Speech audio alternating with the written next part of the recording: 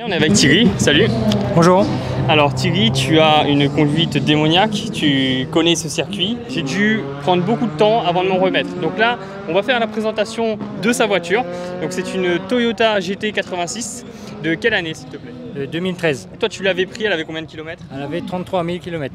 33 000, là elle est dans les alentours de 55 000 si... 000, voilà. J'ai prise déjà parce que c'est une voiture plutôt rare. J'ai toujours été amoureux des Toyota. J'ai déjà eu deux Yaris Sport aussi avant. Et du coup j'ai continué dans la lignée. Et du coup j'ai pris la G86 il y a déjà 6 ans. Les deux tiers de son kilométrage, elle a fait quasiment que sur circuit. C'est une voiture qui a pris en cote. Tu l'as achetée à combien et combien tu pouvais la revendre, admettons? Je l'ai achetée il y a 6 ans de cela avec 33 000 km à 22, parce qu'ils ont 22 000 km. Là elle a 55 000 km. Je vois sur le forum, des fois la voiture est plus ou moins bien cotée, quoi. Par rapport à la métropole.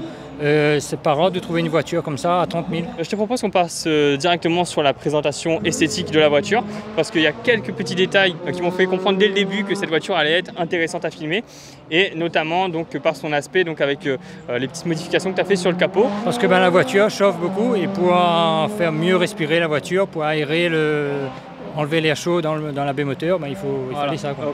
Ça respire beaucoup mieux avec ça. Donc c'est une modification que tu as fait toi-même. Donc en gros tu as acheté ces pièces-là, que ensuite toi-même tu as fait la découpe, on va dire, dans le capot. Il fallait prendre les mesures, dessiner à la craie, faire ça proprement. La meuleuse. Quoi. Donc voilà, il a fait les découpes. Et regardez maintenant le rendu. Moi, comme je disais, ça me faisait un peu penser là de tête au Viper. Et toi, tu me disais que tu avais aussi le choix, par exemple, d'en prendre une avec, au lieu que les petites ailes soient sortantes, qu'elles soient entrantes. Mais il fallait changer le capot entièrement. Mais voilà, dans ce cas-là, il fallait changer le capot entièrement. Ça, c'est mes roues de circuit. Mais sinon, j'ai changé des jantes aussi. Parce que j'ai plusieurs jeux de jantes, quoi. Et il y a certains jeux de jantes pour la piste et d'autres pour le... Oui, bien sûr, tu changes directement le bloc, je pense, la roue direct. Donc, on est monté en slick. Quelle dimension? Les slicks sont en 235/40/18. Au niveau des jantes, c'est pas les jantes d'origine? Non, c'est pas les jantes. J'ai acheté ça de case sur le net. D'accord. Voilà. Cette voiture, c'est une propulsion? C'est une propulsion. Donc les pneus arrière, c'est quelle dimension? C'est en la même. Pour le circuit, c'est la même dimension. C'est toujours en 235/40/18. Ah, alors même si tu es en propulsion, tu as les mêmes dimensions à l'avant et à l'arrière? C'est ça, oui. D'accord. Ok. Pour le circuit. Voilà. Okay. On peut reconnaître les GT86 aussi grâce à ce petit badge.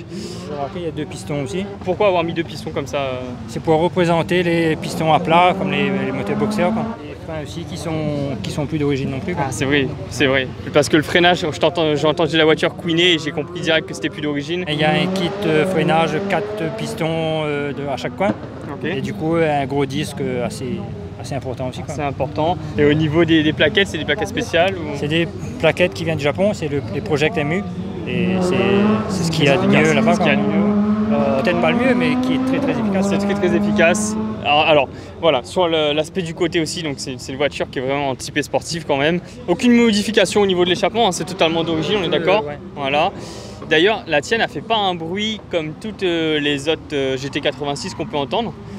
Ou même comme la Subaru BRZ qui est en bas, parce que c'est le même moteur que sur la BRZ. Oui, c'est le même moteur. Complètement le même moteur, c'est la même caisse, la même carrosserie. Il n'y a que les logos qui changent. Il n'y a que les logos qui changent. Donc c'est exactement les mêmes voitures. Ton diffuseur, c'est en plastique aussi, mais on dirait que c'est un effet carbone. Tu as ce petit béquet, encore une fois d'origine, qui vient vraiment épouser tout l'arrière de la voiture. Donc voilà, au niveau de l'intérieur, donc vous voyez que c'est vraiment une voiture qu'il utilise pour le circuit aussi, parce que regardez derrière, c'est complètement vidé. Oups. C'est pas clair. Ça, je l'ai enlevé, attends. C'est pas grave, c'est pour tenir la ceinture ça. Ok, d'accord. Au début, je voulais pas du tout une boîte auto, quoi. Mais avec le temps, j'ai beaucoup appris à aimer cette voiture. Et s'il fallait racheter une autre, ça serait toujours une boîte auto. Avec la boîte auto. Ouais. Pourquoi? Tu t'es rendu compte au final que tu arrives à être très efficace quand même avec une boîte auto? Ça peut être très très efficace, oui. Il y a des trucs avec ça dans les courbes. Je peux changer de vitesse plus sereinement qu'une boîte manuelle. Ouais, c'est plus sécurité, on va dire, à certains moments de la piste pour passer les rapports. Maintenant, j'ai modifié aussi les pignons dans le pont. J'ai mis un pont un peu plus court. Parce que d'origine, une boîte manu avec une boîte auto, les rapports de la boîte auto sont beaucoup plus longs. J'ai voulu me rapprocher le plus possible des boîtes manuelles. Du coup, chaque rapport a quasiment les mêmes. Parce que tu as besoin de quelque chose d'assez coupleux, voilà. J'imagine. Donc voilà, tu vas chercher au plus court. Maintenant, on va s'attaquer à ce qu'il y a là-dessous. Donc si tu veux nous ouvrir le capot, on va parler des différentes pièces qu'il a pu mettre dedans. Quelle histoire tu vas nous raconter là-dessous? Qu'est-ce qui a été fait? Tout d'abord, j'avais commencé par un réglage de châssis d'abord. Là-bas anti-rapprochement, il y a le collecteur que j'ai changé aussi. Après j'ai mis un petit, il a beaucoup plu, du coup j'ai mis un petit escargot. Okay. Et du coup c'est un compresseur de la marque Rotrex. Le compresseur il te permet quoi? De gagner beaucoup de couple et d'être plein à tous les régimes. Voilà. Mais après c'est une autre manière de conduite, c'est à d'autres points de repère. Pendant le pilotage, j'ai perdu tous mes points de repère sur le circuit. Il fallait réapprendre à maîtriser la voiture, voilà. C'est une approche vraiment différente, ça change du tout au tout. C'est vrai que déjà, juste l'aspect sonore est beaucoup modifié dû au compresseur, hein, c'est dû à ça. Hein. C'est ça, oui. Ok, c'est un sifflement beaucoup plus aigu, beaucoup moins dans les graves. Tu peux nous expliquer rapidement, si tu sais, comment ça fonctionne en gros un compresseur? Dans le compresseur, contrairement au turbo, le compresseur il est avant le moteur. Il envoie l'air dans le compartiment moteur, tandis que le turbo, lui, c'est les gaz d'échappement qui fait tourner tous les trucs. D'accord. Et là, du coup, c'est la courroie du moteur qui fait tourner le compresseur et qui aspire l'air en compression. Vulgairement, c'est le chemin inverse. Voilà, oui. Ok. Voilà. Au niveau du châssis, tu nous as dit il y a la barre anti-rapprochement, est-ce qu'il y a autre chose? Il y a des combinés filetés, il y a tous les siens de bloc en renforcé. Quelle marque au niveau des combinés? Non, les combinés, c'est des TEN, voilà, pardon. Okay. Voilà. Et Whiteline, c'est pour? C'est pour tous les composants de cylinder bloc, voilà. D'accord. Là, la pression de la compression, enfin du compresseur, il est vraiment faible aussi, quoi, parce que là, tout est stock dessous. Parce que là, je pourrais monter jusqu'à 500-600 chevaux, quoi, mais il faut solidifier, forger, rajouter un peu des pièces là-dessous. C'est une voiture qui est d'origine au niveau programmation ou pas? Non, programmation, il a fallu reprogrammer un petit peu justement par rapport au compresseur. Quoi. Mais c'est un truc vraiment safe, quoi. C'est pas méchant. T'es pas allé chercher vraiment les watts, c'est vraiment quelque chose pour vraiment adapter au compresseur. Voilà. Et surtout pour pas casser le moteur, surtout. D'accord, t'as fait ça avec qui? Avec ACE Motorsport sur Saint-Pierre. 200 chevaux d'origine. Au moteur, tu me disais qu'au niveau des roues, du coup, comme c'est une propulsion... Aux roues, il y avait dans les environs de 175 chevaux, 180 peut-être. Voilà. Maintenant, tu es à combien niveau moteur normalement? Donc ça n'a pas encore été mesuré au banc, on précise que ça le sera parce qu'il a un banc maintenant, c'est ça? Donc ça le sera bientôt. Donc pour l'instant, au niveau de l'estimation qui a été faite avec les prises de log sur la route? Je pense dans les alentours de 250 à peu près, quoi. Mais mon but c'est d'arriver de 280, mais fiable, quoi. Mais une fois réglé au banc, bien comme il faut, quoi. D'accord. Donc voilà, il y a encore une petite amélioration qui sera faite à ce niveau-là. Tu as des projets encore pour cette voiture-là, que ce soit sur les plans esthétiques ou mécaniques, mis à part du coup retravailler un peu la reprogrammation, pousser un peu plus tout ça, peut-être fiabiliser un peu le moteur pour pouvoir envoyer un peu plus de pression au niveau du compresseur. Oui, le seul truc, si un jour le moteur casse, il faut ranger le moteur pour pouvoir monter un peu la puissance, quoi. Mais s'il y aurait vraiment quelque chose à recommencer, je recommencerai tout en Admo sur une autre voiture comme celle-là. Alors pourquoi? Parce que je ne m'amuse pas comme avec un compresseur, quoi. Il y a des différentes approches de conduite, c'est pas la même philosophie, c'est pas du tout. C'est ça, avec une Atmo finalement. Je m'amuse beaucoup mieux. Ouais. Donc ça c'est peut-être plus efficace, mais l'Atmo tu as un plaisir différent. Ouais. Ok, bah écoute, merci beaucoup d'avoir présenté cette voiture avec nous. Merci. Tout de suite on vous met les petits essais routiers où j'étais. Enfin, les petits essais sur le circuit où j'étais pas très bien, quoi. Les dépassements vont être très compliqués. Bon, allez, tu peux passer dans les herbes là-bas, je veux la pelouse. Personne n'a oublié son histoire. C'est quoi l'histoire? Je raconte à chaque fois. J'ai beaucoup d'histoires ici. J'ai vécu une histoire. Là, j'ai entendu une histoire avec de l'herbe où il passe par-dessus ou quelque chose comme ça. Ça me rassure pas. Je pense qu'il y a pas aussi courageux que lui pour aller chercher la butte comme trajectoire. Il l'a déjà fait, Thierry. Mais ne refais plus, s'il te plaît. Ne refais plus, parce qu'on aime bien te voir, toi, ta voiture également.